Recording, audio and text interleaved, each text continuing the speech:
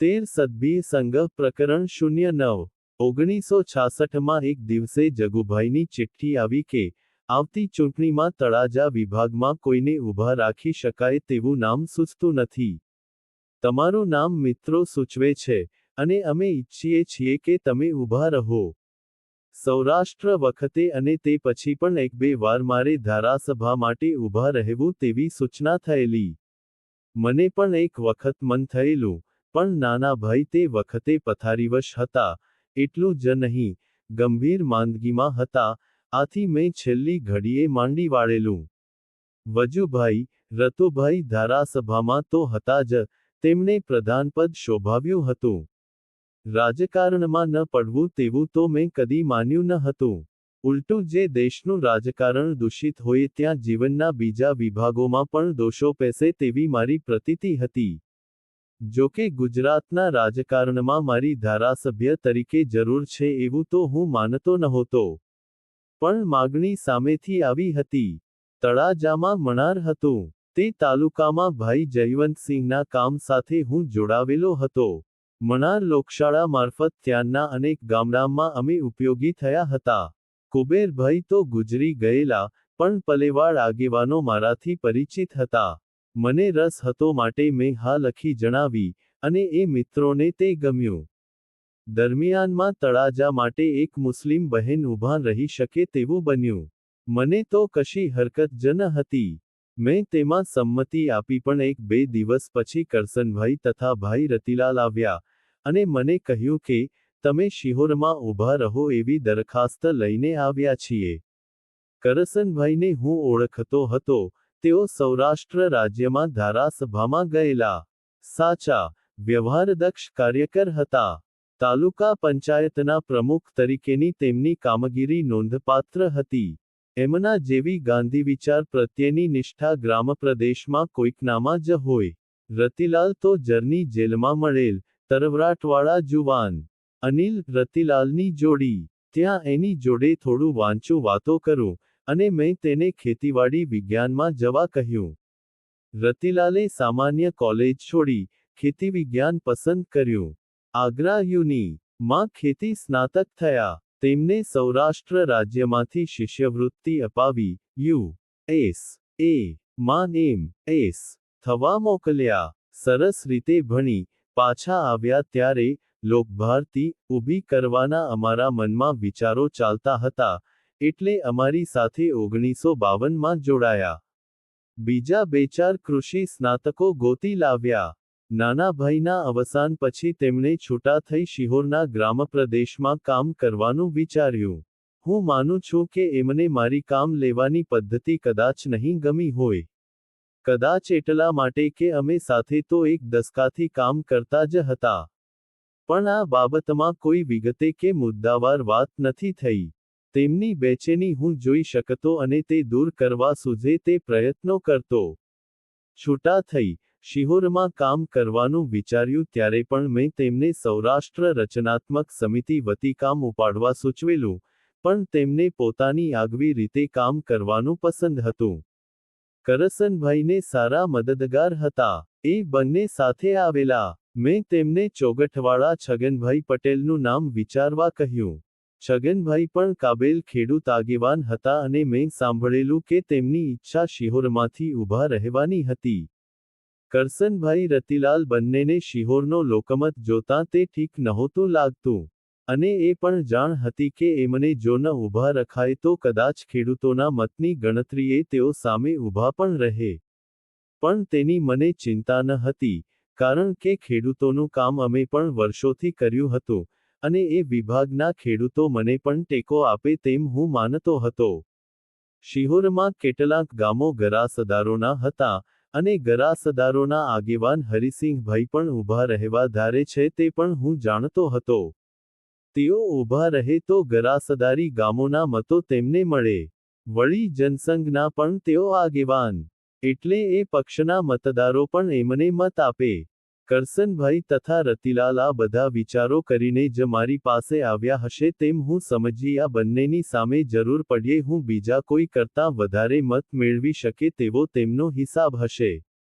મને હા પાડવામાં વાંધો ન હતો. પણ મેં એકવાર તળાજામાં ઊભા રહેવાની હા પાડી જ હતી. હવે જે તાલુકામાં અમારી સંસ્થા અને કામ હતું ત્યાં માટે હું ના પાડું તે કાંઈ બંધબેસતું ન હતું. મેં પ્રાથમિક સંમતિ આપી, અને મોરારજીભાઈને ફોન કરી બધું જણાવી, સંમતિ મેળવી વજુભાઈને પણ જણાવ્યું. તેમને તો તે ગમે જ. હરેક ચૂંટણીમાં હું કોંગ્રેસ પથને મત આપવાનું સમજાવવા જતો જ. ચૂંટણીને લોકકેળવણીનું એક વજુભાઈ, નાના ભાઈ સૌ સમજતા, એટલે ચૂંટણીથી ભાગવાનું કોઈ કારણ ન હતું. માધ્યમ હું સૌરાષ્ટ્રની પ્રથમ કે બીજી ચૂંટણીમાં તો અમે અકબરભાઈ નાગોરીને જીતાડવા વાંકાનેરમાં અધ્યાપન મંદિરના વિદ્યાર્થીઓ સાથે ગયેલા. બળવંતભાઈને જીતાડવા સંસ્થાના કાર્યકરો, વિદ્યાર્થીઓ ગયેલા. સંસ્થાના વાહનો પણ તે વખતે વપરાયેલા. પણ મેં ચૂંટણીમાં ઊભા રહેવાનો નિર્ણય કર્યો કે તરત જ 3 નિર્ણયો લીધા.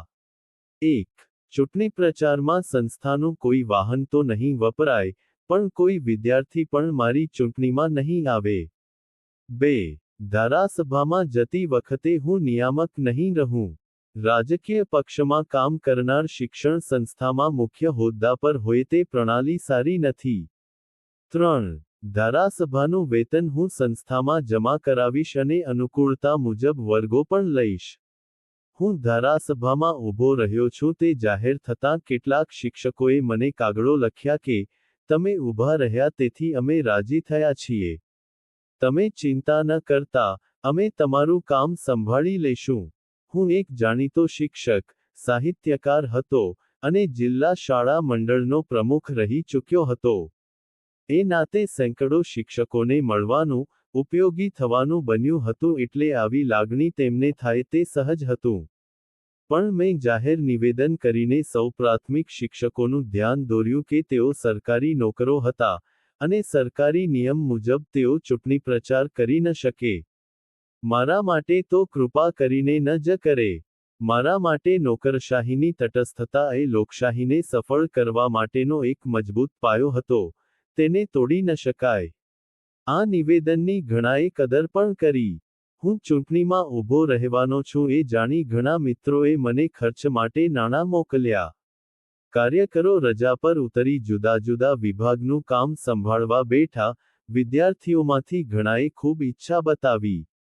અમે રજા પર ઘેર જઈએ અને ત્યાંથી સીધા આવીએ તેમ ઘણાએ કહ્યું. પણ મેં તેમાં હા ન ભણી. વિદ્યાર્થીઓ રાજકીય પક્ષોમાં કામ કરે તે મને સ્વીકાર્ય ન હતું. ચૂંટણીની બધી વ્યવસ્થા કરસનભાઈને માથે હતી. શિહોર શહેર પૂરતું ભાઈ ભોગીભાઈ લાલાણી અને પ્રેમચંદભાઈ વકીલ વગેરે મિત્રોએ સંભાળ્યું. ભોગીભાઈ તો જરૂર મુજબ ગામડામાં પણ આવતા. ચૂંટણી વિવાહ, મામેરું, વરસી બધું રૂપ લે છે. નાના નાના વાંધા જે અગાઉ શમી ગયા હોય તે પણ તે વખતે ઉભરાઈ આવે છે. પ્રેમાનંદે આ માનવ સ્વભાવનું વર્ણન, મામેરું, માં અદ્ભુત કર્યું છે. પણ આ બધા સમાધાનો કે સંધિ સુલેહો કરવાનો ભાર મારા માથે ન હતો.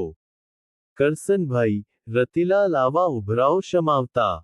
હું તો કોઈ વાર મારી મોકળી વાતથી ઉલટો તેમને મૂંઝવણમાં મૂકતો. અમે ધાર્યું હતું તેમજ શ્રી છગનભાઈ ખેડૂત સંઘની વતી ઊભા રહ્યા. જનસંઘ વતી શ્રી હરિસિંહજી પણ ઊભા રહ્યા. બીજા એક બે બિનમહત્વના ઉમેદવારો પણ મેદાનમાં હતા. કરસનભાઈ અને છગનભાઈ બંને ખેડૂત આગેવાનો, બંને મિત્રો જેવા. પણ છગનભાઈનો ઝોક કણબી ખેડૂત તરફ, કરસનભાઈ ગાંધી રંગે જીવેલા એટલે રાષ્ટ્રીય. ખેડૂતોનું હિત હૈયે બહુ જ, ખેતીમાં બહુ ઊંડી સમજ, પણ તેમનું હૃદય સૌની તરફ સહાનુભૂતિ ભર્યું. કશો વારો તારો નહીં. તેમણે છગનભાઈને ટેકો તો ન આપ્યો. તેમની વિરુદ્ધ કામ કરવાનું આવ્યું તેનો ખેદ તેમને હતો, પણ ધર્મ તે ધર્મ તેવી પાકી સમજ તેમનામાં હતી. ખરી હરીફાઈ અમારા 3 વચ્ચે હતી. કેટલાક મને ગભરાવવા આવતા, પણ મને મારા હાથે થયેલા કામો, અને મિત્રો પર આસ્થા હતી. ખેડૂતોનો એક મજબૂત સમુદાય કરસનભાઈ અને મારી સાથે અવશ્ય રહે તેમ હતો જ. કરસનભાઈની તટસ્થ સેવાવૃત્તિએ ગરાસદારોમાં પણ કેટલાયને વાળ્યા હતા. અન્ય કોમોમાં પણ તેમની સુગંધ હતી. શિહોર શહેરના ભણેલા મતદારો પર પણ મારો ભરોસો હતો. છતાં મને અનુભવ થયો કે ચૂંટણી ભાષણોથી કે પૂર્વસેવાથી જ જીતાતી નથી. તે ચોકસાઈભર્યું તંત્ર માગે છે, અને એ કામમાં રતિલાલની આવડત પૂરી હતી છતાં કોઈ ખોટા સમાધાનો કે લાલચો આપીને ચૂંટણી જીતવાની અમારી કોઈની ઈચ્છા ન હતી. અમે એ કર્યું પણ નહીં. ચૂંટણીનો એક પ્રસંગ મારા મન પર અંકાઈ ગયો છે. ગામડામાં ભાષણ કરી મોડી રાતે હું પાછો ફરતો હતો. ખોડિયાર પાસે એક વળાંકમાં મેં પ્રકાશમાં જોયું કે કોઈક સાયકલસવાર આવતો હતો. વળાંક વટાવ્યા પછી પણ એ સાયકલસવાર દેખાયો જ નહીં. મને યાદ આવ્યું કે એની સાયકલ એ વખતે પણ કાબમાં નહોતી, ઝોલા ખાતી હતી. મેં ગાડી પાછી વળાવી એ વળાંક આગળ પાછળ જોયું. એક નાળા નીચેથી કોઈકના કણસવાનો અવાજ આવતો હતો. અમે નીચે ઉતર્યા. સાયકલ સાથે એ જુવાન કાંટાના જાળામાં પડ્યો હતો. તેને બહાર કાઢ્યો. ગાડીમાં નાખ્યો. સાયકલ લીધી. જવાનને ઠીકઠીક લાગ્યું હતું. પૂરા ભાનમાં ન હતો. તેને હોસ્પિટલે પહોંચાડવો જ જોઈએ. હોસ્પિટલમાં તેને લઈ જનારનું નામ સરનામું લખાય. બીજી વિગતો પણ લખાવવી પડે. હવે ચૂંટણી પૂરા જોરથી ચાલતી હતી. તેમાં ધૂળ ડમરી પણ ચડતા.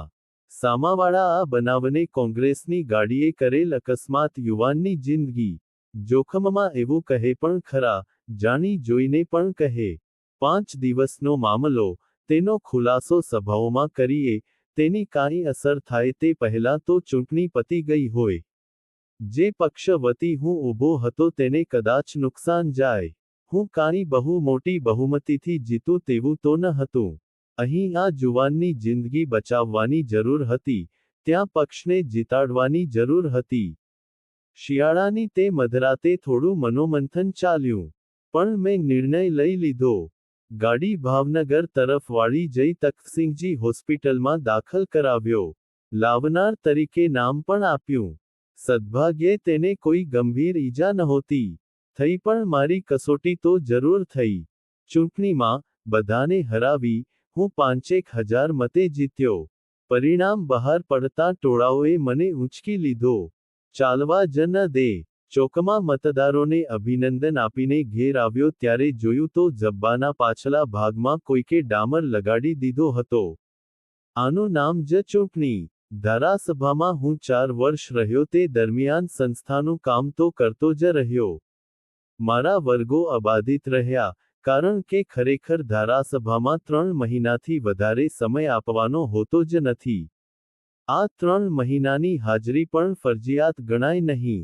જેને કામ કરવું હોય તેને માટે અધિકાર હોવાથી કામ કરવાનો અવકાશ વધે છે. જેને ફરી ઊભા રહેવું હોય તે પ્રજાના બોલકા વર્ગોના કામ કરે છે. પણ મારી પાસે તો મારું કામ હતું જ અને બીજી વાર આવવું છે તેવું તો મેં ઠરાવ્યું નહોતું, પણ તાલુકામાં આવેલા, ઊભા થયેલા કામો કરતો. મેં શિહોરમાં કાર્યાલય રાખ્યું હતું. બીજા કામો ઉપરાંત દુષ્કાળ વખતે ઓસ્ટ્રેલિયન મદદથી 3-4 આડબંધો પણ બંધાવ્યા. ઉપરાંત મેં અનુભવ્યું કે ધારાસભામાં ખરેખર કામ કરતા હોય તેવા તો બંને બાજુના થોડા આગેવાનો જ હોય. ઘણા ખરા તો બિલ પૂરું વાંચતા પણ ન હોય. બંને બાજુ આવું જ. ઇંગ્લેન્ડ કે અમેરિકામાં વિચારવિનિમય અને કમિટીઓ દ્વારા વહીવટનો ખ્યાલ છે, તેવો અહીં ભાગ્યે જ ખ્યાલ છે. આગળ વધેલ લોકશાહીવાળા આ દેશોમાં વિરોધ પક્ષો અને સેનેટ, સંસદ કે ધારાગૃહની કમિટીઓ એક અસરકારક બળ છે. વડાપ્રધાને કે પ્રમુખે તેમને સાંભળવા, સમજવા કે સમજાવવા પડે છે.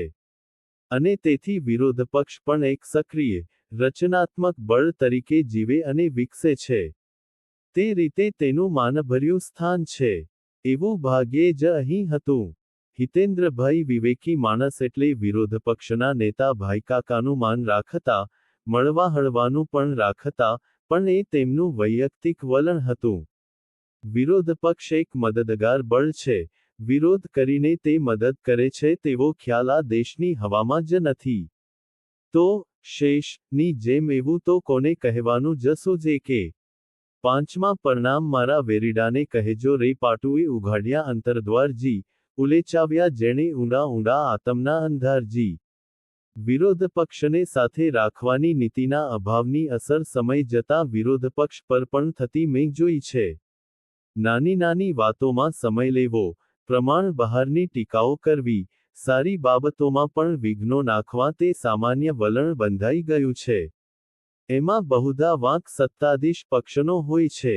રાજ્યો કે કેન્દ્રમાં એ ભાગ્યે જ ખ્યાલમાં છે કે મૂળ વિરોધ અમુક મુદ્દાઓ કે અમુક કાર્યક્રમો પૂરતો જ છે. પણ એવા ઘણા મુદ્દાઓ, કાર્યક્રમો કે સ્થાપિત પ્રણાલિકાઓ છે જે બંનેના ટેકાને પાત્ર છે. હકીકતમાં લોકશાહી સામાજિક સત્ય કે સામાજિક ઇષ્ટનું સામૂહિક શોધન છે. અમુક રોગ કે પ્રશ્નનો ઉકેલ શું છે તેની જાણ નથી, તે શોધવાનું છે. તે માટે ઘણા સૂચનો હોઈ શકે. આ સૂચનો પ્રજા પાસે કાર્યક્રમો રૂપે મુકાય અને પ્રજા જે પક્ષને બહુમતી આપે તેના સૂચનો પહેલા અમલમાં મુકાય. તે સાચા જ હોય તેવું નથી, પણ પ્રજાની આજના એ સૂચનોને પ્રથમ અમલી કરી જોવાની છે. હવે જો અમલને પરિણામે એ સૂચનો સફળ નીવડે તો તેનો વિરોધ કરવાનું રહેતું નથી. જો સફળ ન નીવડે તો બીજી ચૂંટણીમાં વિરોધ કરવાનું ચાલુ જ રહે છે. આમ સામાજિક સત્ય કે ઇષ્ટનું શોધન થાય છે. પણ જે શોધાઈ ચૂક્યું હોવ તે તો સહુની સહિયારી સંપત્તિ બને છે. અને તેને વિરોધ પક્ષોએ ખેલદિલીપૂર્વક સમર્થન આપવાનું રહે છે. આવા ઘણા નિશ્ચિત ઇષ્ટ ઉપાયો શોધાયા છે. તે સર્વસંમતિનો પ્રદેશ મોટો છે. તેને વિરોધ પક્ષોનું સમર્થન મળવું જોઈએ, પણ તે નથી મળતું. તેનું કારણ સત્તાધારી પક્ષે વિરોધ પક્ષને પણ એક સહાયરૂપ થતું બળ ગણ્યું નહીં અને વિરોધ પક્ષે પણ વિરોધ ખાતર વિરોધ તે સૂત્રને પોતાનો આધાર ગયો છે, અને તેથી દેશ જાણે સહુની સહિયારી કાયમી વિરાસત છે તેવું ભાર્યકા ઊભું થતું નથી. નહીંતર આપણી વિદેશ નીતિ, આપણી સંરક્ષણ નીતિ, આપણી ખેતી વિકાસ નીતિ, આપણી શિક્ષણની નીતિ દ્વિપક્ષી કે સર્વપક્ષી બની શકી હોત. તે નિરપવાદ સહુને સ્પર્શતા કાર્યપ્રદેશો છે, તેમાં વિરોધ પક્ષના બુદ્ધિધનનો ઉપયોગ નથી થયો. પણ આપણે હજુ અટકચાળા કરતી બાળલોકશાહીમાંથી નીકળ્યા નથી. એટલે અડપલા કરવાનો મંચ ધારાસભા કે સંસદ બની રહેલ છે. આ અડપલા આફત પણ બની જાય છે. આવું હોવા છતાં એ ધારાસભાના 2-3 પ્રસંગે હું ઉપયોગી થઈ શક્યો. પહેલો પ્રસંગ સૌરાષ્ટ્ર યુનિ. ના મથકનો હતો. આ પ્રસંગે મારી પણ ટીક કસોટી કરી. સૌરાષ્ટ્ર યુનિ. ના મથક અંગે ઘણા વખતથી વિવાદ ચાલતો હતો. કેટલાક ભાવનગરને યોગ્ય ગણતા હતા, કેટલાક રાજકોટને. સરકારે નિમેલી સમિતિએ આ પ્રશ્ને બધાનું સાંભળી રાજકોટની તરફેણમાં મત આપ્યો હતો. મારો અંગત મત ભાવનગર આ માટે વધારે સુયોગ્ય હતું તેવો જ હતો. પણ આખરે સમિતિએ ચુકાદો આપ્યો અને સરકારે તેને સ્વીકાર્યો, એટલે તેનો વિરોધ કરવાનું ઉચિત ન હતું. પણ ભાવનગરમાં આ પ્રશ્ને ભારે મોટો ખળભળાટ મચાવ્યો. ગંભીર તોફાનો થયા. અને ભાવનગરના બધા ધારાસભ્યોએ પક્ષમાંથી નીકળી જઈ વિરોધ પક્ષે બેસવું તેવો નિર્ણય થયો. ગુજરાતની નેતાગીરી સામે અમસ્તો પણ ઐતિહાસિક કારણસર વિરોધ હતો, પણ અહીં સૌરાષ્ટ્રમાં જ બે ભાગ પડતા હતા. રાજકોટ સરકારના પક્ષે, ભાવનગર સરકારના વિરોધમાં બળવંતભાઈ તો હતા નહીં. એટલે જિલ્લામાં જગુભાઈ જ સૌને માટે શિરોમાન્ય નેતા હતા. તેમની તલાવગાહી બુદ્ધિ માટે મને વિશેષ આદર હતો. એટલે આ નિર્ણય મારા જાણવામાં આવ્યો. અને જિલ્લા કોંગ્રેસ મારી પાસે પણ રાજીનામું માગશે તેમ જાણ્યું. એટલે મારી પરિસ્થિતિ સ્પષ્ટ કરવા હું જગુભાઈને મળ્યો. મેં તેમને મારી સમજ દર્શાવી કે હું કોંગ્રેસના કાર્યક્રમને ટેકો આપવાના મુદ્દા પર ચૂંટાયો છું. એ કાર્યક્રમમાં ક્યાંય ભાવનગરને યુનિ. મથક તરીકે સ્થાપવું તેવો મુદ્દો નહોતો. ચૂંટણી વખતે એ વાત થઈ જઈ ન હતી. એટલે પાછળથી ઊભા થયેલા મુદ્દા અંગે રાજીનામા માગવા અને સામે પક્ષે બેસવું તે મને યોગ્ય લાગતું નથી. પક્ષના ડઝનબંધ કાર્યક્રમો હોય છે. તેમાં કોઈ કાર્યક્રમ ગમે, કે કોઈ ન પણ ગમે, પણ એકંદરે એ મોટા ભાગના કાર્યક્રમો પક્ષ અમલમાં મૂકતો હોય તો તેને છોડી ન શકાય. તેવી પ્રણાલી પડે તો કોઈ સરકાર ન ટકે, કોઈને કોઈ સ્થાનિક મુદ્દા પર સ્થાનિક અભિમાન ઉભરાઈ આવે. પક્ષ છોડી સામે પક્ષે બેસવું મને ઇષ્ટ લાગતું નથી. વળી હું ગુજરાતની ધારાસભામાં ગયો છું, ભાવનગર જિલ્લા પંચાયતમાં નહીં. ભાવનગર જિલ્લા પંચાયતમાં હોત તો મેં તેનું જ હિત મુખ્ય ગણ્યું હોત. પણ ગુજરાતની ધારાસભાના સભ્ય તરીકે મારે સમગ્ર ગુજરાતનું હિત જોવું જોઈએ. ભાવનગર જિલ્લાના એક તાલુકામાંથી હું ચૂંટાયો છું એ તો ધારાસભામાં જવા માટે કેડીમાત્ર છે. તોફાનો વધતા ગયા, ઉગ્રતાની પારાશીશી ચડતી ગઈ. મારે રાજીનામું આપવું જ જોઈએ. અને હું નહીં આપું તો ભાવનગરથી જુવાનિયાઓનું ટોળું, લોકભારતી માં તોફાનો કરવા આવશે તેમ પણ ચેતવણી મળી. મેં કાર્યકરોને બોલાવી, આખી વસ્તુ સમજાવી. તેમને પણ સ્થાનિક અભિમાન માઝા મૂકે તે યોગ્ય નહોતું લાગતું. અમે ઠરાવ્યું કે આવું કોઈ ટોળું આવે તો સૌ શાંતિથી ઊભા રહીશું, જે સહન કરવાનું આવશે તે સહીશું. જગુભાઈ સાથે તો મારે પત્રવ્યવહાર ચાલતો જ હતો, તેમને મારી ભૂમિકા સમજાવ્યા કરતો હતો. છેવટે તેમને મેં લખ્યું કે આ ભૂમિકા હોવા છતાં પણ હું એટલું કરી શકું કે ભાવનગર યુનિ નો પ્રશ્ન આવે ત્યારે હું સરકારના નિર્ણય વિરુદ્ધ બોલીશ, વ્હીપનો હુકમ નહીં માની, ભાવનગરની માગણીનું સમર્થન કરીશ. જગુભાઈને મારા માટે આ વલણ વાજબી લાગ્યું. જિલ્લાના કાર્યકરોને મારી ભૂમિકા સમજાવી, મારો બચાવ કર્યો. તેમની એ ઉદારતા હતી. દલસુખભાઈ અમારા વિદ્યાર્થી અને કાર્યકર. તેઓ પણ પાલિતાણામાંથી મારી જોડે જ ચૂંટાયેલા. એમને મેં સલાહ આપી કે તમે હજુ ઉગતા છો, તમે મારા જેવું વલણ લેશો તો કૃત્રિમ થશે. તમે જો આ મિત્રોનું માનવા ઈચ્છો તો પક્ષમાંથી રાજીનામું આપો અને સામે પક્ષે નહીં, પણ તટસ્થરૂપે બેસો. અને સાથોસાથ પહેલેથી જાહેર કરો કે સરકાર પડતી હશે ત્યારે હું મારો મત સરકારની તરફેણમાં આપીશ, પણ પક્ષમાંથી તમે જરૂર આ મુદ્દા પર છૂત થઈ પક્ષમાંથી નીકળી તટસ્થ થયા. બાકીના ધારાસભ્યો વિરોધ પક્ષો જોડે બેઠા અને શકો. મારું અનુકરણ કરવાની જરૂર નથી. હું પક્ષમાં જ રહ્યો. દલસમભાઈ સરકારને ભીડવાના પ્રયાસો ચાલુ થયા. મેં ભાવનગરના પ્રશ્ને અલગ વલણ લેવાની મને રજા આપવા પ્રદેશ સમિતિને પત્ર લખ્યો. બીજા દેશોમાં આવી વ્યવસ્થા છે તેમ પણ જણાવેલ પ્રદેશ સમિતિએ મને તે માટેની અનુમતિ આપી. પ્રદેશ સમિતિ માટે પણ આવી છૂટ આપવાનો આ પહેલો જ કિસ્સો હતો. કેટલાક અઠવાડિયા સુધી ધારાસભામાં આ પ્રશ્ન ધમાલ ચાલ્યા કરી. ખેદની વાત તો એ હતી કે સૌરાષ્ટ્રના જ બે વિભાગો વચ્ચેનું આ રમખાણ હતું વિરોધપક્ષોને. તો આ મોકો બગાસું ખાતા સાકરનો ગાંગડો મળી ગયો તેનો હતો, એટલે જેટલી ધમાલ થઈ શકે તેટલી તે તો કરે જ. એકવાર ભારે કસોટી થઈ. વિરોધ પક્ષે આ પ્રશ્ને અવિશ્વાસની દરખાસ્ત મૂકી. સભ્યોએ એક પછી એક ઊભા થઈને ટેકો આપવાનો હોય. દરખાસ્તની વિરુદ્ધમાં હોય તેમણે એક પછી એક ઊભા થવાનું હતું.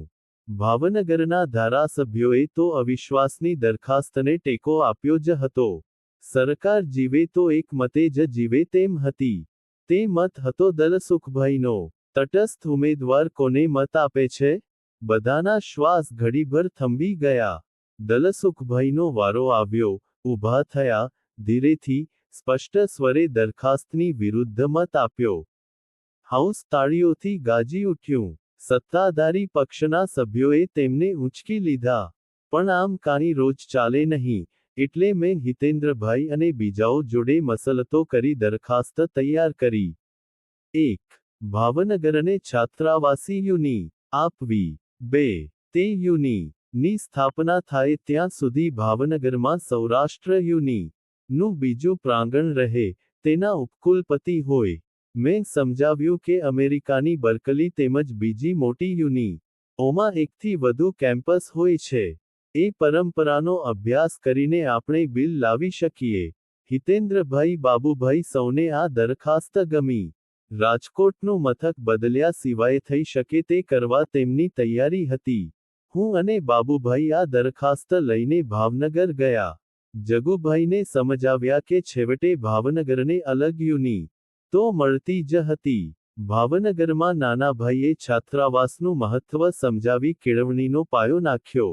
તો અહીં છાત્રાવાસી યુનિ થાય તે શોભતું હતું. દરમિયાનમાં પણ અલગ કેમ્પસ, અલગ ઉપકુલપતિ મળતા હતા. આટલું હાલના તબક્કે પરંગ અને ઉચિત હતું. તેમને ગળે આ વાત ઉતરી, અમારે માટે એટલું જ ઇષ્ટ હતું. ઉપરની દરખાસ્ત સમાવતી જાહેરાત સરકારે ધારાસભામાં કરી. અને આ કટુવાદ શમ્યો. ભાવનગરના ધારાસભ્યો પાછા પક્ષમાં આવ્યા. રસ્તો મેં કાઢી આપ્યો તેમ સૌએ જાણ્યું. આભાર મનાયો. પણ મને પણ આ શક્યતા દર્શાવનાર ગુજરાત યુનિ. ના રજિસ્ટ્રાર ભાઈ કંચનલાલ પરીખ હતા, તે ભાગ્યે જ કોઈએ જાણ્યું. ભાવનગરમાં આજે છાત્રાવાસી યુનિ. છે. રાજકોટ સાથે હવે કોઈ ઘર્ષણ નથી છતાં મૂળ અર્થમાં છાત્રાવાસી બનવાનું કામ હજુ પણ બાકી છે. અભિમાન સંતોષાયું, શિક્ષણ ઠેરનું ઠેર રહ્યું. આવો જ ઝઘડો કૃષિ યુનિ. વખતે થયો. કૃષિ યુનિ. ગુજરાતમાં સ્થપાય, નવા બિયારણો, નવી ખેતી પદ્ધતિ, નવું ગોપાલન ગુજરાતમાં ફેલાય તે આનંદનો અવસર હતો. પણ દૈવદુર્વિલાસ તેનું જ નામ કે કંસારની થૂલી થઈ જાય. ગુજરાતમાં બધા ખૂણે યુનિ.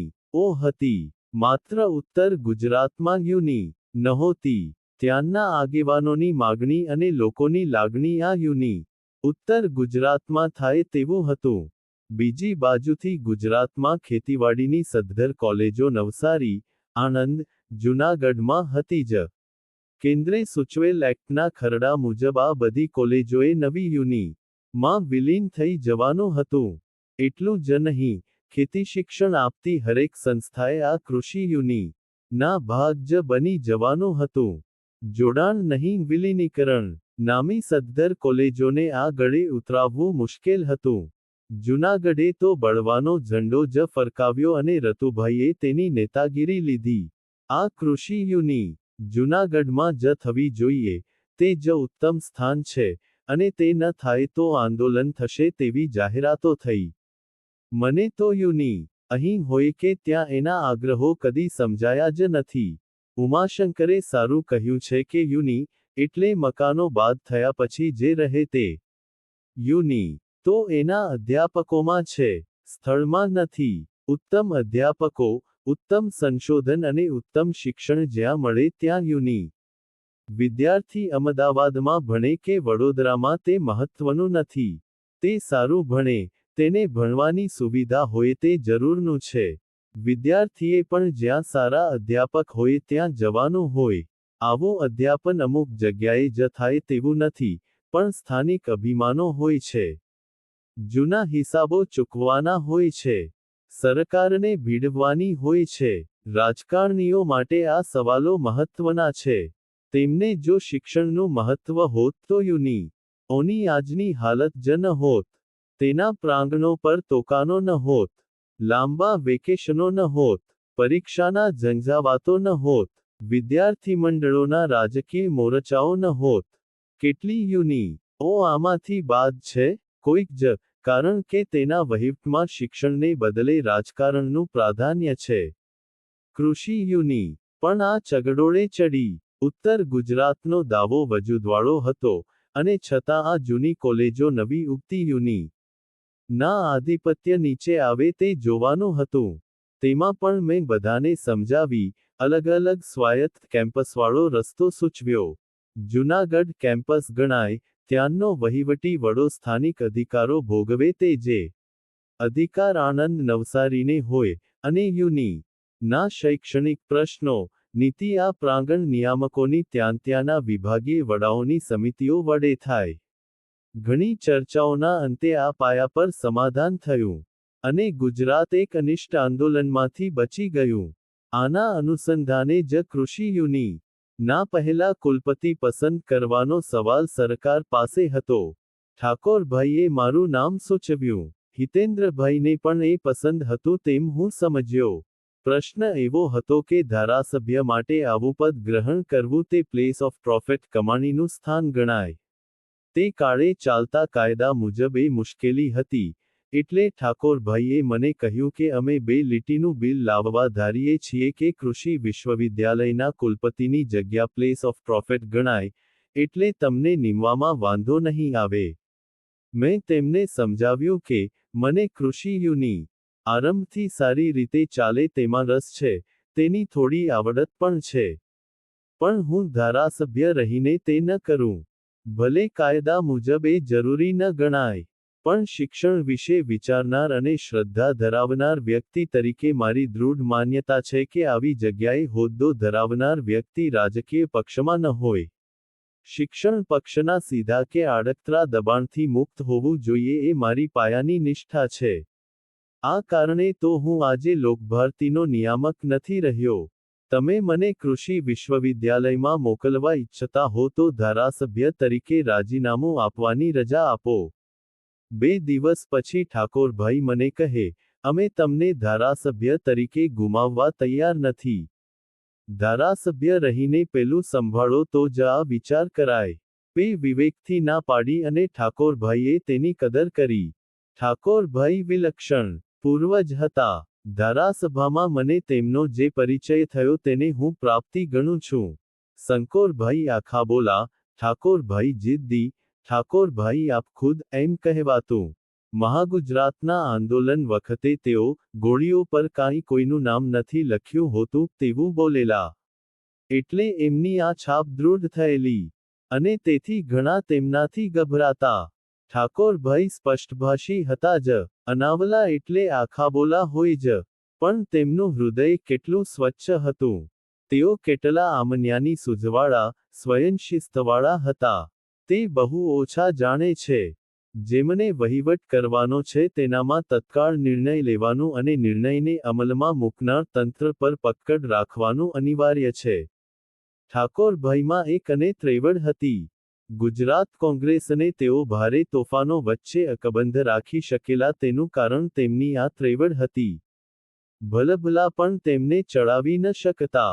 ગાંધી વિચારની વ્યવહારની તેમની સમજ બહુ ઊંડી હતી. એકવાર વાત કરતા એમણે ગાંધી વિચારની જે વ્યાખ્યા આપી તેણે મારી વિચારસૃષ્ટિમાં અનેરો પ્રકાશ પાથર્યો છે. એઓ કહે કે, ગાંધી વિચાર એ સારા માણસોનું સંગઠન નથી. હરેકના હૃદયમાં રહેલ સાર માણસાઈનું સંગઠન છે, જે છેક તળિયા સુધી ન પહોંચ્યો હોય તે સિવાય કોઈ આવું અર્થગર્ભ વાક્ય ભાગ્યે જ બોલી શકે. એમની આમન્યાવૃત્તિ. અમે એકવાર પ્રવાસમાં સાથે હતા. તેમનું વાચન વિશાળ, પુસ્તક તેમની સાથે હોય જ. અને તે પણ અદ્યતન રાજનીતિ કે અર્થનીતિનું હોય. વખત કેમ પસાર થયો તેની જાણ જ ન રહી. 4-5 કલાકે મસાર પહોંચ્યા એટલે તરત એક વિદ્યાર્થીને બોલાવીને કહે, અહીં બાથરૂમ છે? બતાવ. મનુભાઈ સાથે હતા એટલે બીડી પીવાઈ નથી. મને અલ્લડને પણ આખે રસ્તે ન સૂઝ્યું કે ઠાકોરભાઈને વારે વારે બીડી પીવાનું વ્યસન છે, એટલે બીડી પીવાનું મારે કહેવું જોઈએ. તેમનામાં આમન્યા હતી, મારામાં ન હતી. તેઓ ગુજરાત પ્રદેશ કોંગ્રેસના મોવડી હતા. હિતેન્દ્રભાઈ કરતાં ક્યાં વડેરા. અને છતાં તેમણે હિતેન્દ્રભાઈની આગેવાની હેઠળના પ્રધાનમંડળમાં રહેવાનું સ્વીકાર્યું. વિરોધ પક્ષની પાટલીઓ પરથી અવારનવાર એમની અને હિતેન્દ્રભાઈની વચ્ચે તિરાડ પડે તેવું બોલાતું. એકવાર પોતે જવાબ આપતાં કહ્યું કે, આવા ચાળા સફળ નહીં થાય. હું સમજીને હિતેન્દ્ર પ્રધાનમંડળમાં જોડાયો છું. તેમને અમારા આગેવાન બનાવ્યા છે. તારક ચિહ્ન પોતાનાથી ઉંમરમાં જ નહીં, યોગ્યતામાં પણ નાના હોય તેની નીચે કામ કરવાની નમ્રતા કોઈકનામાં જ હોય છે. એવું જાહેર જીવનમાં મેં બહુ અનુભવ્યું છે. છેવટે વિરોધ ન કરે તો નિષ્ક્રિય થઈ જાવ, પણ પોતાનાથી નાના નીચે કામ તો ન જ કરે તેવું જ આ દેશમાં, સંસ્થાઓમાં સામાન્ય રીતે બન્યું છે. ભલભલા આ અભિમાનથી મુક્ત નથી દેખાયા. ઠાકોરભાઈએ આવા અભિમાનને જીત્યું હતું. કોંગ્રેસના ભાગલા પડ્યા ત્યારે તેમણે જ આગાહી કરી ચેતવેલા કે, આ પીપલ વાળી વાતથી છેતરાશો નહીં. લોકનું વારે વારે નામ લેવાથી લોકશાહી આવતી નથી. એ નામે ઘણી વાર લોકશાહીનો નાશ થયો છે. રાજકીય દીર્ઘદ્રષ્ટિવાળા, મેધાવી, સંસ્થા પ્રત્યેની વફાદારીના મૂર્તરૂપ, જબ્બર વ્યવસ્થાપક ઠાકોરભાઈ કોંગ્રેસના ભાગલા પડ્યા ત્યારે જ અવસાન પામ્યા તે સંસ્થા કોંગ્રેસને મોટામાં મોટો ફટકો હતો. તેઓ જીવ્યા હોત તો સંસ્થા કોંગ્રેસને સબળ રાખી શક્યા હોત. પણ કાળ આપણને દંડે છે, આપણે કાળને દંડી શકતા નથી. વિરોધ પક્ષો વિરોધ જ કર્યા કરે છે તેવું મેં જોયેલું. પણ એકવાર કશા વિરોધ વિના બધાની સંમતિથી પણ બિલ પસાર થયું. નવાઈ લાગે તેવું બિલ હતું ધારાસભ્યોના પગાર અને ભથ્થાન વધારાનું. વિરોધ પક્ષમાં સમાજવાદીઓ, ઉગ્રપંથીઓ, સ્વતંત્ર પક્ષવાળા હતા. કોંગ્રેસ પક્ષમાં પણ ગાંધીવાદીઓ, આદિવાસી સેવકો, ગ્રામ કાર્યકરો હતા. બધાએ આને ટેકો આપ્યો. મારી જોડે તે વિશે કંઈ વાત જ નહીં થયેલી એટલે સભાગૃહમાં જ નિર્ણય લેવાનો સવાલ આવ્યો. મને આવા પગાર વધારાની જરૂર લાગતી ન હતી. હા, ધારાસભા ચાલતી હોય તે દરમિયાન ભથ્થું વધારાય તેમાં હરકત નહોતી. મેં ગૃહના માનનીય સભ્યોનું ધ્યાન ખેંચ્યું કે આપણે વારે વારે દેશના ગરીબ લોકોના દુઃખો માટે ગળું સૂકવીએ છીએ. આપણું ગૃહ વર્ષમાં 3 મહિનાથી વધુ ચાલતું નથી. આપણે આપણો શિક્ષક, વ્યાપારી કે ઉદ્યોગપતિનો વ્યવસાય તો કરી જ શકીએ છીએ. આપણા મતવિસ્તારમાં જવા આવવા માટે પાસ ટિકિટો મળે છે. આપણને દવાદારૂ સારવાર મળે છે. હવે પગાર વધારવાની શી જરૂર છે? દેશના ગરીબ લોકોનું કામ કરવાવાળા તરીકે આવું બિલ આપણે જ આપણો પગાર વધારો કરીએ તેવું ન પાસ કરીએ. આ બોલતો હતો ત્યારે પણ મારી બાજુમાં એક સમાજવાદી ઉગ્ર વિચારસરણી ધરાવવાવાળા મને બેસી જવાનું સૂચવતા હતા. સામે પણ કેટલાક સમાજવાદીઓ હતા. પણ બિલ એ સૌના સમર્થનથી પસાર થયું. નવાઈ એટલી જ લાગે કે સ્વાર્થ બાબતમાં એકમતી સધાતી હોય તો દેશહિતમાં કેમ એકમતી સધાય નહીં? મને યાદ છે ત્યાં સુધી શ્રી નરસિંહભાઈ ગોંધિયા અને દાંડીના શ્રી દેસાઈભાઈએ પણ વિરોધ કરેલો. મેં મારા નિવાસ પર આવી અધ્યક્ષને લખી જણાવ્યું કે હું પગાર વધારાનું વાજબીપણું જોતો નથી. એટલે પગાર વધારો નહીં લઉં. ભથ્થું લેવાય તેની મને હરકત નથી. અને ધારાસભા વિસર્જન ન થઈ ત્યાં સુધી પગાર વધારો લીધો નહીં પછી તો સવાલ નહોતો. ધારાસભા દરમિયાન મને જે નવા પરિચયો થયા તેમાં શ્રી ચોખાવાલાની નિકટ હું આવી શક્યો તેને મારું સદભાગ્ય ગણું છું. આમ તો હું અને ચોખાવાલા એક દિવસે, એક સમયે અને એક પાટલે સાથે જ પરણેલા. એમના પત્ની શારદાબહેન પણ આશ્રમકન્યા. બાપુએ જ કન્યાદાન દીધેલું, પણ અમારો પરિચય નહોતો. સુરત મ્યુનિસિપાલિટીનો તેમનો વહીવટ નોંધપાત્ર ગણાતો હતો. ચોખાવાલા શિક્ષણ પ્રધાન હતા એટલે વિશેષ મળવાહળવાનું થતું. તેમની માતૃભાષા, રાષ્ટ્રભાષા પ્રત્યેની ભક્તિ દૃઢ હતી. ગાંધી વિચાર અને નઈ તાલીમમાં તેમને આસ્થા હતી, એટલે શૈક્ષણિક બાબતોમાં અમારો મેળ હતો. ઘણીખરી મહત્વની બાબતોમાં અમે છૂટથી વાત કરતા, પણ મને આકર્યો તેમના સાદા, સ્વચ્છ અને ખુલ્લા જીવનના આગ્રહે. શારદાબહેનની તબિયત નાજુક, માંદાન રહે. પણ ચોખાવાલાનો સંસાર સુવ્યવસ્થિત.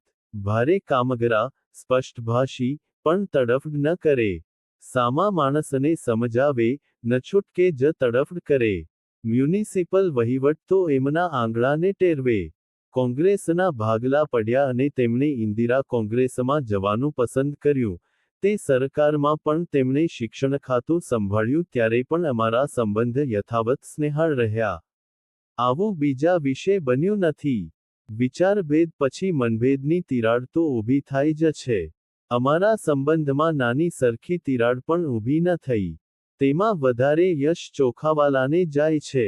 જિલ્લાના કોઈક ગામડામાં હતો ત્યારે કલેક્ટર શ્રી પંડ્યાએ મને વાહન મોકલી ખબર આપ્યા કે હિતેન્દ્રભાઈ મને તુર્ત જ બોલાવે છે. અમદાવાદ ગયો ત્યારે જાણ થઈ કે ચોખાવાલા, માધવસિંહભાઈ અને બીજા પક્ષ છોડી ગયા હતા, અને મારે શિક્ષણ પ્રધાન તરીકે જોડાવાનું હતું. આ સમાચાર સાવ અણધાર્યા નહોતા, તેમ બહુ ઉત્સાહપ્રેરક પણ નહોતા. હિતેન્દ્રભાઈએ તેમનું પ્રધાનમંડળ નવેસરથી રચ્યું હતું અને વાતાવરણમાં હજુ ભંગાણ વધશે તેવી હવા હતી. પણ આ હાલકડોલક વહાણમાં બેસવાની મારી ફરજ હતી. થોડા અઠવાડિયા હું શિક્ષણ પ્રધાન રહ્યો. એ ટૂંક સમયમાં કાંઈ લાંબુ થાય તેવો તો સંભવ જ નહોતો. પણ તે છતાંય નઈ તાલીમની સંસ્થાઓના કેટલાક અનુકેલ પ્રશ્નો ઉકેલ્યા. નઈ તાલીમ પ્રાથમિક તબક્કે કેમ અમલી બને તે માટેની રૂપરેખા તૈયાર કરાવી, શિક્ષણનો વહીવટ કાર્યક્ષમ થાય એટલા માટે શિક્ષણ નિયામક IAS હોય તે વિચારને અમલી બનાવ્યો. જિલ્લા શિક્ષણ સમિતિઓ વેગવાન બને તે માટે પ્રવાસો કર્યા, પણ એ બધું કાંઈ નોંધપાત્ર ન ગણાય. અસ્થિરતાના વાતાવરણમાં સચિવાલય પણ ક્ષુબ્ધ રહેતું. જોકે આ ટૂંક સમયમાં મેં એ જોયું કે વહીવટી તંત્ર હજુ સક્ષમ હતું. તેની પાસેથી સારું કામ કઢાવાય તેમ હતું. મેં તેમને તેમના વિચારો પ્રગટ કરવા, સલાહ આપવા ઉત્તેજન આપ્યું. પછી જે નિર્ણય થાય તેનો અમલ કરવાની વહીવટી તંત્રની તૈયારી હતી. પણ તેમને સાફ દિશાદોર જોઈએ, જેની એ સમયે શક્યતા ન હતી. ધારાસભાનું સંખ્યાબળ જ અસ્થિર હતું. ત્યાં પ્રધાનમંડળની કોઈ યોજના પર વહીવટી તંત્ર ભરોસો જ કેમ મૂકી શકે? પક્ષના ધારાસભ્યોને સાંભળવાના કામમાં વખત આપવો પડે તેવું હતું. કેવી અસ્થિરતા હોય છે તેનો એક કિસ્સો હું ભૂલી શકતો નથી. ભાઈ ચંદ્રકાંત લશ્કરી, સુખી ઘરના નબીરા, પણ ભૂદાનના કામમાં વર્ષોથી ઝંપલાવેલું. ઉઘાવર પગે ધોમધખતા તાપમાં ભમે. તેઓ કોઈ શિક્ષણકાર્ય સાથે સંકળાયેલા. તેમને એક B.Ed. કોલેજ શરૂ કરવી હતી. રાજ્યની એ વખતની નીતિ નવી તાલીમી કોલેજો ખોલવાની ન હતી. મને પણ તે વાજબી લાગતી હતી. જોઈએ તેના કરતાં વધારે તાલીમી શિક્ષકો હતા, એટલે તેમને હું મંજૂરી નહીં આપી શકું તેમ ખેદપૂર્વક કહ્યું. એક દિવસે તેઓ પૂ. રવિશંકર દાદાને લઈને આવ્યા. દાદાને તેઓ પ્રિયજન, અને અમારે મન તો દાદાનું વેણ એટલે આજના જ. તેમને આવવાપણું પણ ન હોય. હું ભારે ધર્મસંકટમાં મુકાયો. નિયમ સ્પષ્ટ હતો, ઇષ્ટ પણ હતો. દાદાની ભલામણનું ઉલ્લંઘન કરવું તે પણ ત્રાસદાયક કામ હતું.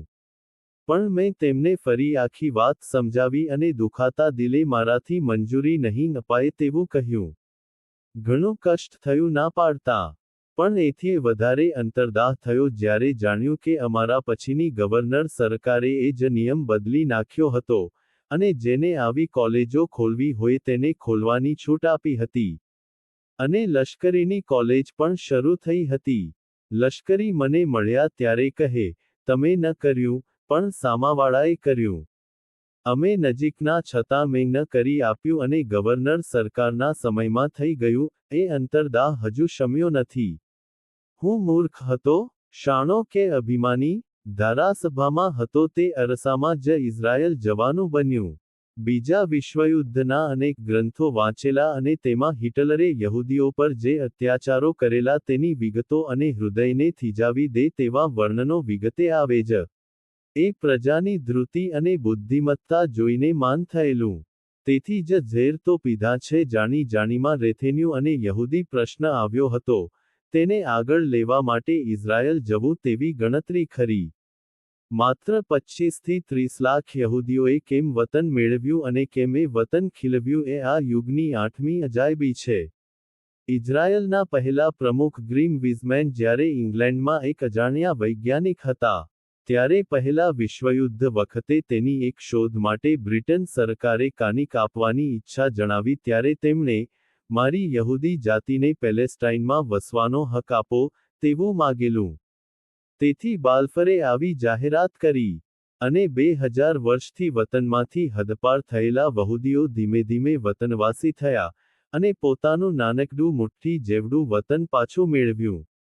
એ ખેદ અને શરમની વાત છે કે ભારતે યુનોમાં આ ઠરાવ આવ્યો ત્યારે વિરુદ્ધ મત આપેલો. જોકે યહૂદીઓને તેમણે માગેલ ભૂમિ કરતાં 1/6 ભૂમિ જ મળેલી. અને તે પછી પણ આજુબાજુના 3 કરોડ આરબો સાથે આ 30 લાખની પ્રજાએ ધૃતિ, વિજ્ઞાન, સહકારી પરિશ્રમ અને સૌથી વધારે પોતાના નિયંતા જેહોવામાં શ્રદ્ધાને જોરે 3 વાર આરબોને હરાવ્યા અને એક સહકારી સમાજની ખિલાવટ કરી. આ બધું ન આકર્ષે તો શું મુંબઈની મરીન ડ્રાઈવ આપણને ખેંચે? પણ ઇઝરાયલ જવામાં પહેલાં તો પાસપોર્ટ મેળવવો કઠણ, ખર્ચનો પ્રશ્ન. વાડીભાઈ મદદે આવ્યા. તેમણે ઇઝરાયેલી કન્સ્યુલેટને સમજાવી, ઇઝરાવલમાં હું મહેમાન તરીકે રહું ફરું તેવી મજાની ગોઠવણ કરી આપી. પાસપોર્ટ કઢાવ્યો પણ નાણાંનું શું? જતી વખતની ટિકિટના તે વખતે 5,000 થાય. ભાઈ દાસભાઈ ગુજરાતનું એક છુપું રત્ન. ભાઈ અને દાસ બંને સારથી શબ્દો. તેમનું ઘર જાહેર સેવકો માટે સદાય ખુલ્લું. પોતે જાણે કોઈને ત્યાં આવ્યા હોય તેમ સંકોડાઈને ખૂણો પકડી લે. તેમનું કુટુંબ રવિશંકર દાદાનું પરમ ભક્ત. દાદાએ એ કુટુંબને દત્તક લીધેલું કે એ આખા કુટુંબે દાદાને દત્તક લીધેલા કાંઈ કહેવાય નહીં. દાદા ત્યાં જ ઉતરે. ભાઈ દાસભાઈ પરણેલા નહીં, પણ ગૃહસ્થો કરતાંય વધારે ગૃહસ્થ. તેમને માટે મેં એક કાવ્ય લખેલું. સુયું હંમેશા, ઘર તો ગૃહિણીનું વાસે તમારે ગૃહિણી ન પેખી. હર્યું ભર્યું તોય બધાં જ માટે, ખુલ્લું રહે સ્વાગતતું બધાંને હસી હસીને. નહીં કોઈ નાના, ગણે બધાંને સરખાં જ મોટા ગૃહસ્થ ધર્મી, મરમી ગૃહસ્થીના, વિના ગૃહિણી પણ જે ગૃહસ્થ. હું ઇઝરાયલ જવાનો વિચાર કરું છું એ સાંભળીને કહે, આપણે વિકિયાનું ગોઠવણ કરીશું. તમે જઈ જ આવો. ઝેર તો પીધા છે જાણી જાણીનો વિખે ભાગ વહેલો મળે ને. તેમણે વ્યવસ્થા કરી, અને મેં તેમને વાચનકથા અને લોકશાહી 2 પુસ્તકે આપ્યા. અમારા વિક્રેતા તો વર્ષોથી હતા જ. આપણા સાહેબ ઉપડ્યા. તહેરાન થઈને જવાય. તહેરાન રાત રહેવાનું. તહેરાન અલબુર્જ પહાલી તળેટીમાં પહાડના ઠંડા જળવાળી, રાજમાર્ગની જોડાજોડ આવેલી નહેરકો ઉગાડેલા વૃક્ષોની છાયામાં સાયંકાલે લોકો હાસ્યવિનોદ કરતા, અંગૂરનો રર પીતા હોય. મેં પણ એ નહેરમાં પગ બોળ્યા અને ચાલતો ચાલતો ચોકમ પહોંચ્યો. મહાકવિ ફિરદોસની પ્રતિમાને નમસ્કાર કર્યા. મોટો ચોક, મોટી પ્રતિભાની પ્રતિમા. બીજે દિવસે ઇઝરાયેલી વિમાનમાં બગદાદ ઉતર્યા. લીકો વિમાની મથકરી તો ખેતરોમાં પાક ઉભેલો. જરૂર જેટલી જમીન જ વિમાની રસ્તાઓએ રોકેલશે. જોવું તો કોઈ મજૂર નહીં.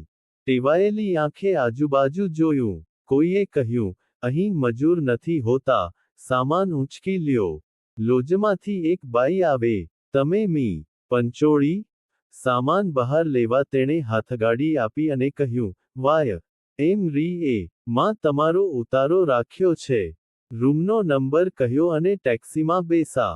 ગ સાથે આવી. હું તો પરદેશ 2-4 વાર ગયેલો, પણ કોઈક સાથે હોય.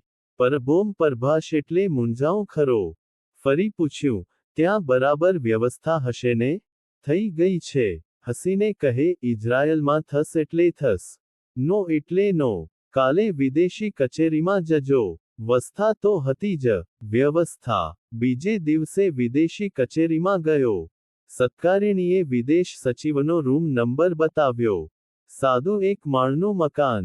લાંબી ઓસરીઓ. એકસરખા ઓરડા, પટાવાળા ક્યાંથે નહીં. વિદેશ સચિવે મને સત્કારીને પૂછ્યું, ચા લેશો કે કોફી? ફોન કરી પોતે જાતે ચાની ટ્રે લઈ આવ્યા. હું તો દિંગ જ થઈ ગયો. નઈ તાલીમમાં શ્રમનો મહિમા હતો. પણ વિદેશ સચિવને પણ એ નિયમ લાગુ પડતો હશે તે તો કલ્પનાતીત હતું. મેં ચા પીતા પીતા પટાવાળા કેમ નથી તેમ પૂછ્યું. તારક ચિહ્ન અમારે વધારે અગત્યના કામોમાં માણસો રોકવાના હોય છે. પછી કહે, નહીબ્રુ ભાષામાં શ્રમ અને ભક્તિ માટે એક જ શબ્દ છે. આરબો પર તે વખતે 6 દિવસની લડાઈમાં ચમત્કારિક વિજય મેળવ્યો તે માટે મેં ખુશી વ્યક્ત કરી. તેઓ કહે, અમે તો પિતરાઈઓ છીએ. અમારા વડવા એક, લોહી એક, ધર્મ જુદા. મેં કહ્યું, અમારી ભાષામાં કહેવત છે, પિતરાઈ વેરી. આપણે સારું ઈચ્છીએ. પછી મને 3 અઠવાડિયાનો પ્રવાસ કાર્યક્રમ ઘડી આપ્યો. દરેક સ્થળ વિશે માહિતી આપી. કંઈ મુશ્કેલી પડે તો પોતાના નંબરે ફોન કરવા કહ્યું અને 3 અઠવાડિયા સુધી રહેવાના ખર્ચની રકમ આપી. રોજના 300 રૂપિયા જેવી. ઇઝરાયલમાં હું 3 અઠવાડિયા રહ્યો, ફર્યો, મહત્વના ઘણા ખરા સ્થળો જોયા. જેરુસલેમમાં તો હું રહેવાનો જ હતો, નવું અને જૂનું જેરુસલેમ. જેરુસલેમ દુનિયાની પ્રાચીનતમ નગરીઓમાંનું એક છે. ત્યાં 3 ધર્મોનું મહાતીર્થ ઊભું થયું છે. પણ આવા મહાતીર્થો ઇતિહાસમાં મહાન કતલોના સ્થળો પણ બન્યા છે. જેરુસલેમ પણ તેમાંથી બાકાત નથી. એસિરિયનો, રોમનો, મુસ્લિમો બધાએ તેની સાંકડી શેરીઓમાં લોહીની નદીઓ વહેવડાવી છે અને એ બધા વચ્ચે યહૂદીઓએ આ બધા આક્રમકો સામે હારતાં પણ દીંગ થઈ જવાય તેવા પરાક્રમો કર્યા છે. રોમન શહેનશાહ ટીટસે પોતાની પ્રબળ સેના સાથે ઉદ્દામ વહુદી સ્વાતંત્ર્યવીરો પર જે હલ્લો કર્યો, જેરુસલેમને ઘેરો ઘાલ્યો તેનું તે વખતના સમકાલીન ઇતિહાસકાર જોસેફસે રોમાંચક વર્ણન કર્યું છે. ઘેરાની હાડમારી કેવી હતી તેનું જોસેફ્સનું વર્ણન તેના શબ્દોમાં સાંભળવા જેવું છે. The Jews, unable to leave the city, were deprived of all hope of survival. The famine became more intense and devoured whole houses and families. The roofs were covered with women and babies too weak to stand, the streets full of old men already dead, young men and boys swollen with hunger haunted the square like ghosts and fell wherever faintness overcame them. To bury their kinsfolk was beyond the strength of the sick, and those who were fit shirked the task because of the number of dead and uncertainty about their own fate, for many while burying others fell dead themselves and many set out for their graves before their tour struck. In their misery no weeping or lamentation was heard, hunger stifled emotion, with dry eyes and grinning mouths those who were slow to die watched those whose end came sooner. Deep silence unfolded the city, and a darkness burdened with death. The Jewish War, Josephus, p.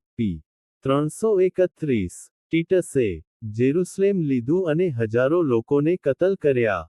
બાકીના યહૂદીઓને ગુલામ તરીકે Roman સામ્રાજ્યના સીમાડા પર વહેંચી દીધા ત્યારે પણ છેલ્લે મૃત સરોવરના કાંઠા પર પહાડી કિલ્લા મસાડામાં ભૂખે મરતા 960 યહૂદી સ્ત્રી પુરુષોએ સ્વેચ્છાએ આત્મહત્યા કરી.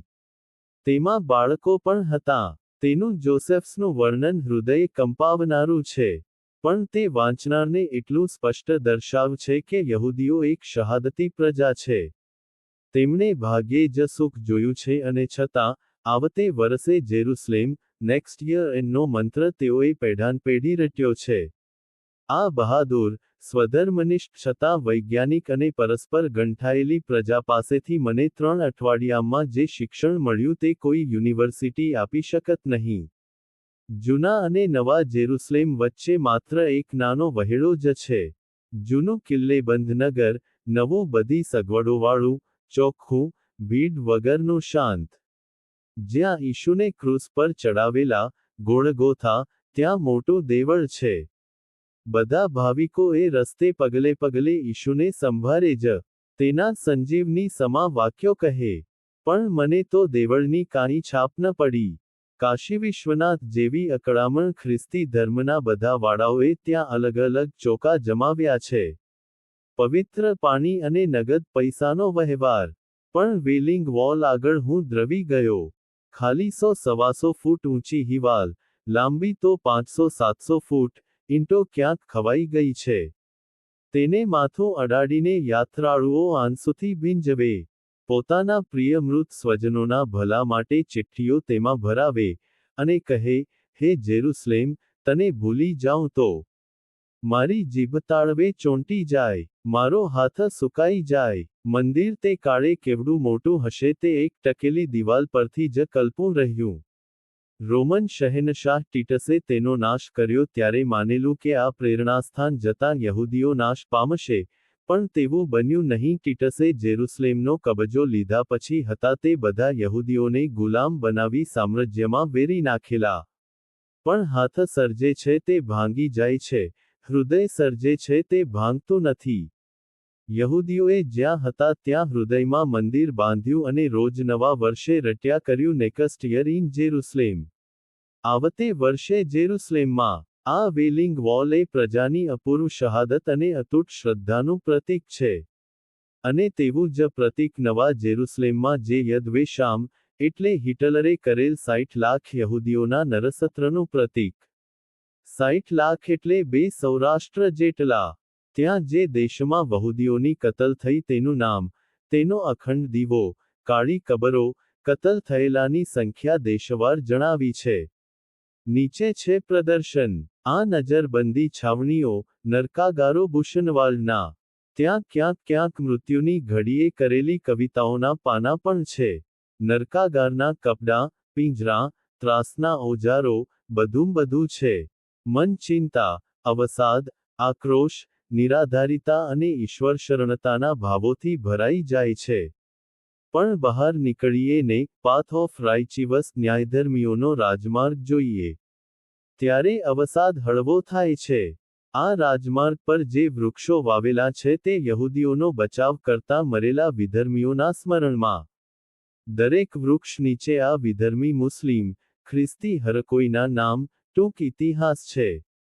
તેના પર ફરતા અંતિમ અધ્યાય, સોદો, હેલન જેવા નાટકોનું બીજારોપણ થયેલું.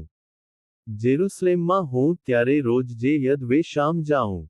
ત્યાંની લાઇબ્રેરીમાં આ હુતાત્માના રસમણનો કે નોંધો વાંચું. જેરુસલેમની હિબ્રુ યુની પણ તીર્થધામ જ ગણાય. માર્ટિન બ્યુબર ત્યાં ધર્મના અધ્યાપક હતા. હું ગયો ત્યારે ઇતિહાસજ્ઞ ટાલમેન ઇતિહાસ શીખવતા. 15 લાખ પુસ્તકોનો સંગ્રહ.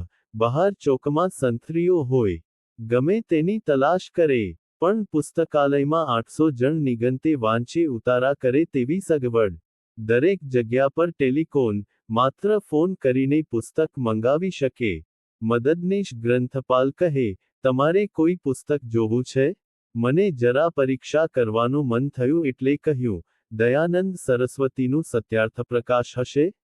દરા મિનિટમાં હાજર. હું તો દિંગ થઈ ગયો. ગ્રંથપાલ કહે, અમે બધા જ ધર્મો ફિરકાઓના પુસ્તકો રાખીએ છીએ. કશોય પ્રતિબંધ નથી. જેરુસલેમમાં જ ધારાગૃહ સેનેટ.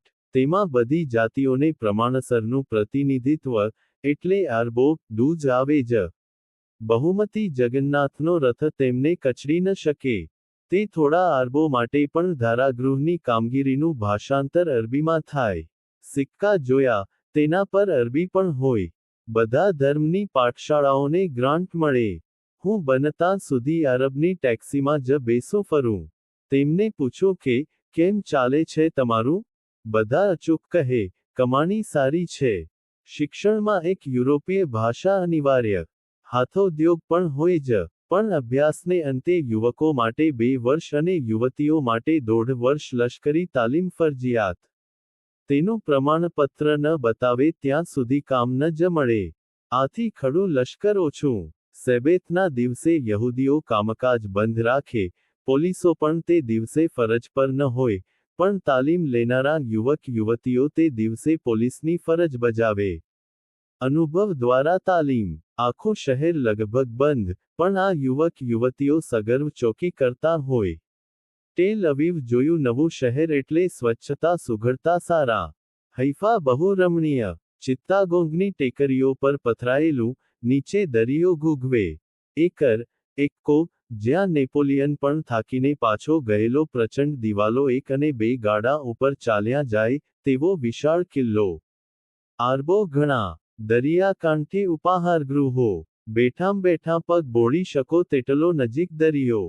કારખાનામાં પણ ઘણા એકરમાં મોટું ભૂગર્ભ નિવાસ છે. ક્રુઝેડરોની લડાઈમાં એ ઇસ્પિતાલ હતી. તેમાં એક નાનકડો રસ્તો હતો. ટનલ છેક દરિયે પહોંચે.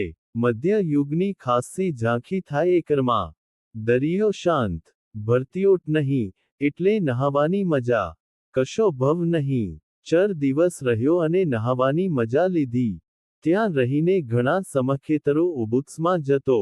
મેમાં એક સમૂહખેતર તો આ નજરબંધી છાવણીમાંથી બચેલાનું જ હતું. તેમની કહાણીઓ બધે સરખી જ અને ત્રાસદાવી હતી. મને પણ તે ગમતું જોતું એક બહેને તો કહ્યું. રહેવા દો એ વાત સાંભળવાનું મી. પંચોળી. મારી મેડિક રાત બગડશે. એ બધા કિબુત્સવાસીઓ ઉદ્યમી અને વતનના પૂરા આશકો હતા. ઘણા ખરા કિમુત્ઝો તો સરહદ પર હતા. એમની જ પહેલી હરોળ હતી. પણ તેમને ફિકર નહોતી.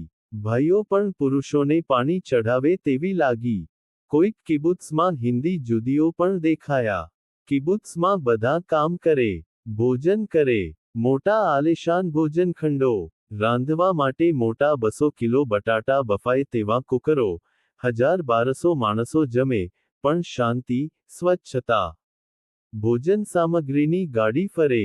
સૌ જાતે જ પીરસે. વાસણ પણ જાતે જ સાફ કરવાના, પણ ત્યાં ગરમ, ઠંડુ પાણી, સાબુવાળું પાણી હોય, ઝપાટાબંધ થઈ જાય.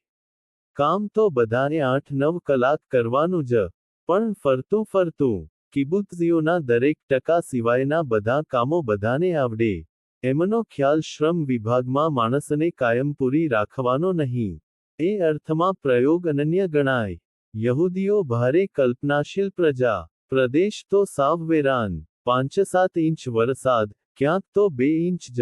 સિનાઈના રણકાંઠે એમના વડવાઓ વર્ષોથી આથડેલા મોઝીઝે 10 આજ્ઞાઓ આપી, તે ભાગ પણ ઇઝરાયેલી જોઈ નથી શક્યા એવું બિહડ રણ. કાયમ એમ નહોતું. બાઇબલમાં દ્રાક્ષના માંડવા, રસના ચીચોડાના ઉલ્લેખો આવે છે, પણ આરબોના ગધેડા ઘોડાઓએ જમીન, વનસ્પતિ બધું ખેદાનમેદાન કરી નાખ્યું. 5-7 સદીમાં અહીં જ નહીં, આખું ઉત્તર આફ્રિકા પણ આમ ચાર વેરાન કર્યું. એ સ્થાયી જાતિ નહીં, રખડતી જાતિ. એમાં લશ્કરી થયા, બધે ફરી વળ્યા. જિબ્રાલ્ટર સુધી તેમનું રાજ્ય. ટ્યુનિશિયા, મોરોક્કો વગેરેમાં નીચેથી રાક્ષ પીસવાના ચીચોડા કે રસ ભરવાના વાસણો મળે. ઇઝરાયલ મળતાં જ આ લોકોએ ધરતીને ફરી લીલી કરવાનું આરંભ્યું. 50 લાખ વહુદીઓના સ્મરણમાં 60 લાખ ઝાડ વાવવાનું આરંભ્યું. મરનારના સ્વજનોને અપીલ કરી. $8 એક ઝાડ મૃતાત્માના સ્મરણમાં ઉછેરાવ તેમ ઠહુ વનનું નામ આપ્યું વિઝમેન વન. મેં એ વન જોઈ પ્રસન્નતા અનુભવી. રચનાત્મક ઉન્મેષ. સિનાઈના રણમાં ઘેટાનુછેર મંડળીઓ ઊભી કરી. છેક ગેલિલી સરોવરમાંથી મોટી પાઇપલાઇન નાખી જરૂરી પાણી પહોંચાડ્યું. સંતરા, લીંબુ અરે, કેળના બગીચા ખીલવ્યા. એક કિબુત્સમાં ગુલાબનું જ કાચઘર. સેંકડ ગુલાબના છોડ, જરૂરી ઠંડી ગરમી મળે. એમાંને કળ દબાવતા દવા છંટાય. દોથા જેવડા ગુલાબો, 3-4 માણસથી આ બધું સચવાય. ગુલાબો ઇંગ્લેન્ડ, ફ્રાન્સ પ્લેનમાં જાય. એક ગુલાબે તે વખતે 1967માં 1 શિલિંગ મળે. વિજ્ઞાન અને પરિશ્રમ શું નથી કરતા? તેના પ્રમુખ બહેન ગુરિયને સિનાઈમાં ઘેટાનુછેર મંડળીના સભ્ય થવા અરજી કરી. મંડળીએ કહ્યું, તમારા જેવા મોટ માણસોને ન રખાય, કારણ કે તમને ઘણા મળવા આવે, તમે ક્યાંથી કાર્ય ચડો? છતાં તમે બધાની જેમ કામ કરવાના હો, તો એક દિવસ વધારે ફાજલ આપીએ. વધારે નહીં. ગોલ્ડા મહેર ત્યારે વડાપ્રધાન. નાના 2 માળના ઘરમાં રહે. રાત્રે ચા બનાવી પોતાના સાથીદારોને આપવા જાય. લો છોકરાઓ, તમારી માં છું ને. આખું ઇઝરાયલ સહકારી પ્રવૃત્તિથી છવાયેલું. કેન્દ્રીય સહકારી મંડળી બધા ઘટકો સાથે 3 વર્ષના કરારો કરે, તેની જોડે સરકાર કરારો કરે. વાહ! આ મંડળ તેના સભ્યો માટે હોસ્પિટલો, આરામગૃહો ચલાવે. દેશ પરદેશમાં બાંધકામો કરે. પણ રાજ્ય સત્તાને અંકુશમાં રાખે તેવી આ સહકારી સત્તા. શહેરોમાં સ્ટેટ ટ્રાન્સપોર્ટની સહકારી જ બસો. એક જ જણ કંડક્ટર, ડ્રાઈવર ચડવાના બારલે જ ટિકિટ મેળવવાનું યંત્ર. પૈસા નાખે તે ડ્રાઈવર જુએ. દર એકસરખો એટલે પંચાત નહીં. ચીજોની છત અછત પ્રમાણે મોંઘી થાય પણ ઘઉં, મચ્છી, માખણ, દૂધ જેવી આવશ્યક ચીજો માટે 3 વર્ષના કરાર કરેલા, એટલે સહકારી ભંડારોમાં નક્કી ભાવે મળે. વધારે પૈસા આપવા હોય કે ઊંચી કોટીનો માલ લેવો હોય તો ખાનગી દુકાને જાય.